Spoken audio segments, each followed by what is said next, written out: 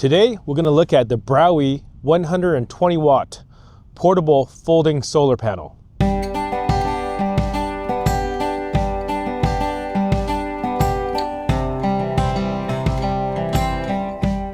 What's up, everybody? My name is Dan. Welcome to Freely Roaming. We're currently in the coast of Peru, just south of Lima. And as you can see, the weather here is kind of overcast, and it's going to be like this for the next few days. To camp at the beach here, we're requiring a lot of solar because we're not getting a lot of production. So we have 400 watts on the roof, but we always need more solar panels on days like this. And that is why I carry a handful of foldable solar panels. I reviewed some Browey products in the past, and our friends over there has sent us over a 120 watt solar panel to review for situations just like this. But since I'm not able to be in the US to receive this product, I have my great friend Chris from Momentary Locals to take a look at this panel for me. He has spent some time using it and got some good practical experience with this particular panel. And to show you exactly what this panel is capable of and what you can do with it, here's Chris. Having a portable power bank like this one is super convenient when you don't have reliable access to power. One of the best ways you can charge it is with the sun. I got a chance to test out the Browey 120 watt folding portable solar panel while on a camping trip in Northern California. And in this video, I'm going to show you what it comes with, how to use it, and at the end, I'll give you my honest feedback. Once you get this thing out of the box, you'll find everything you'll need in this pocket. And if you'll notice, there is a waterproof zipper, which I think is a really cool attention to detail. Once we get it open, you'll get a relatively useful user manual, which describes really more of the specs of the device other than how to use it. No specifics on the plug or the specific adapters, but you will get 10 different barrel DC adapters, which depending on how you're going to use this panel could come in handy. You're also going to get 2 carabiners if you want to hang this panel from a tree or your tent instead of deploying it on the ground. And then your main DC power cable. Now, you'll notice I had to make a modification to mine to get it to work with my EcoFlow. On the inside of the pocket, you're going to find more specifications about the panel. So it's 120 watt monocrystalline. You have your USB outputs, the USB-C outputs, as well as the dimensions and the weight of the panel itself. The main output for this device is going to come from this DC plug here, but you have 3 additional ports, 1 USB-C and 2 USB-A for charging smaller devices like a phone or even a portable power bank. One of the main pieces of feedback I have about this panel is that it doesn't come with different types of adapters. It does come with a bunch of different barrel plugs, but for my application, I needed an XT60 to plug into the back of my EcoFlow power station. So I had to modify the cable that it came with to make that work. You're going to want to make sure that what you're going to charge is going to work with either the included barrel connector or one of the adapters that comes with the panel. So they're pretty easy to set up, and I'll show you a little bit about the kickstands. Although nice to have that they're built in and Velcro, they're a bit of a pain, and I'll show you what I mean. So if I open it from this side, let the panel go down. Each panel has its own kickstand, and it really likes to stay up against it, right? So I have to set one down at a time and then reposition. And sometimes they like to go back. So not the most user-friendly option. As with all solar panels, this one works best in direct sunlight on a clear day when the sun is highest in the sky.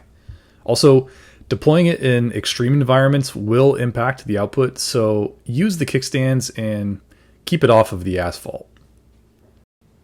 The built-in kickstands are somewhat tricky to use. Each section of the solar panel has its own kickstand, and they're Velcroed, as well as have a bungee to keep them all at the same angle.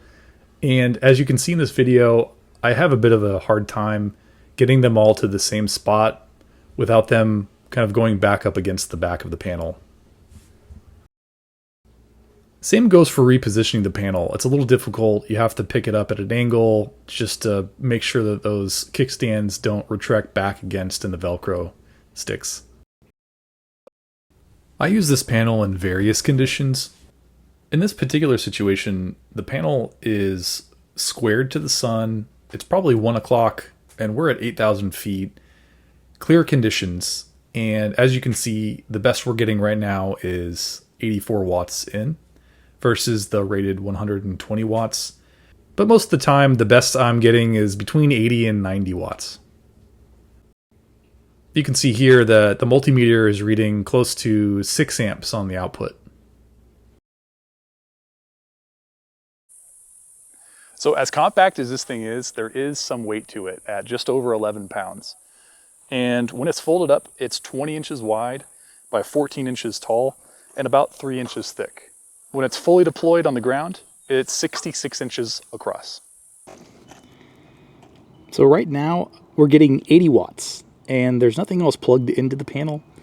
I'm going to plug my phone and a GoPro in and see how this changes.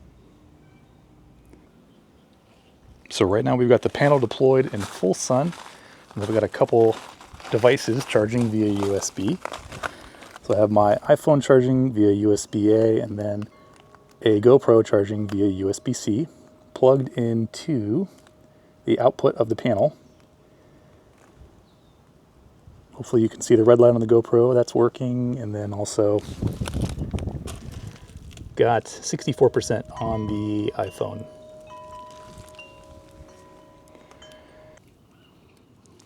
So I just plugged my phone in and a GoPro, and right now the EcoFlow is getting 70 watts. So just a moment ago, I was getting 80 watts in.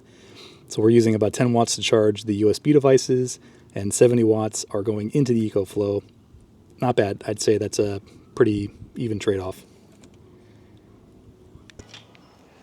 One of the other ways you can use this panel is by extending your existing array and adding it as an auxiliary solar panel.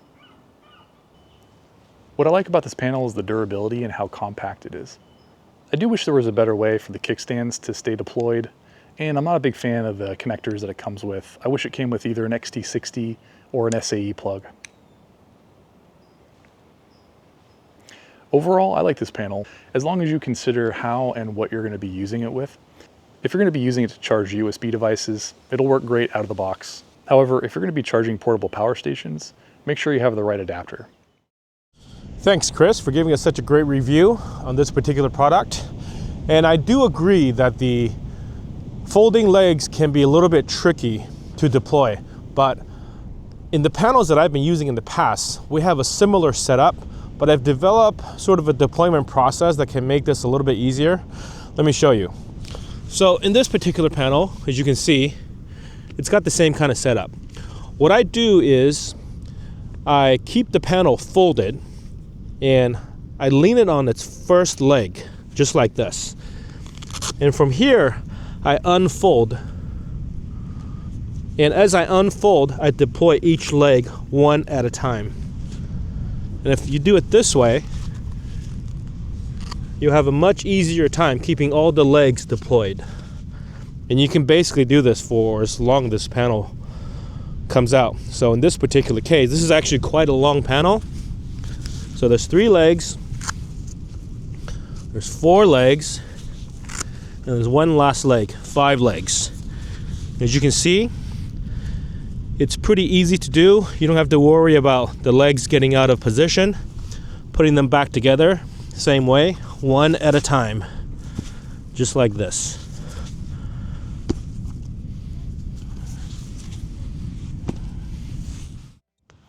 So there you go, that's the Browey 120 watt portable folding solar panel. Thanks again, Chris, for putting together that review for us. Folding solar panels are one of the most important things about traveling on the road, and Chris is going to be taking that on the road with him when he and his partner Karina take on the road full time. Go give him a follow on Instagram at Momentary Locals. I hope you enjoyed this video. If you have any questions, feel free to ask them in the comments below.